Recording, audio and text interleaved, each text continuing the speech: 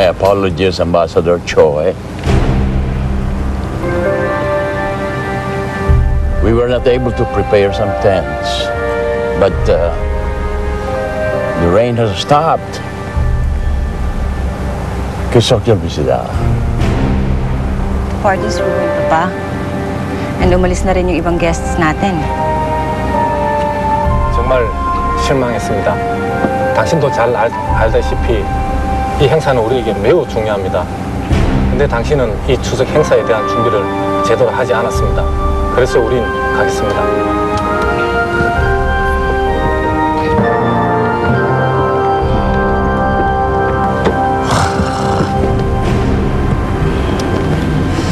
It's all my fault.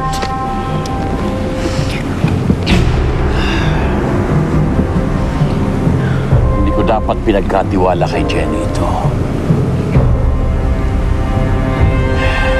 Hindi siya dapat ang nangasiwa ng okasyon na ito. Pa, huwag mo sisihin ang sarili mo. Kasalanan lahat ito ni Jenna. Kasi ibang priority niya eh.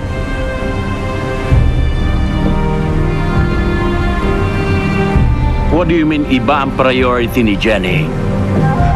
Ivy, sabihin mo nga sa lolo mo kung nasaan talaga nagpunta si Jenna. Mami. Sabihin mo na. Bakit, Ivy?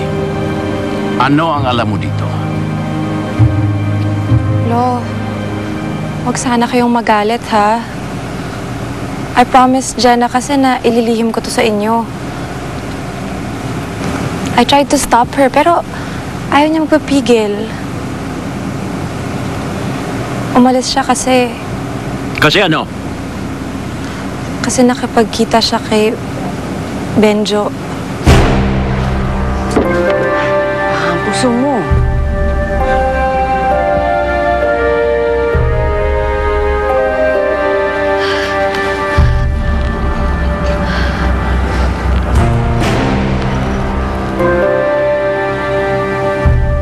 Jenna, Rebel.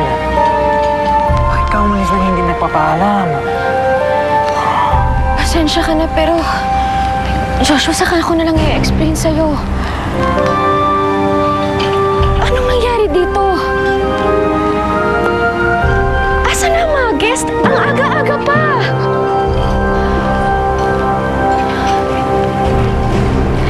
Tinatanong mo pa?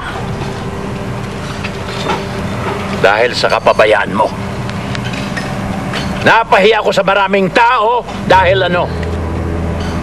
Dahil iniwan mo ang responsibilidad mo rito para lang makipagkita sa walang kakwenta-kwentang lalaking yon.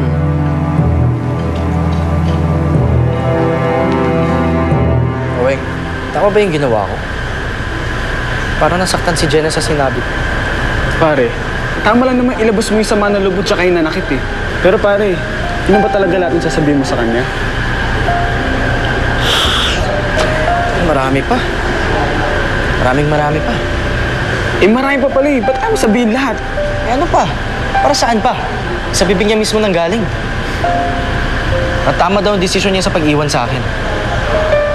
Siguro okay lang sa akin, Tol, na nasaktan siya sa sinabi ko. O ngayon, quits na kami. Ay paramdam ko na sa kanya kung ano naramdaman ko nung mapahiya ako sa harap ng pamilya niya.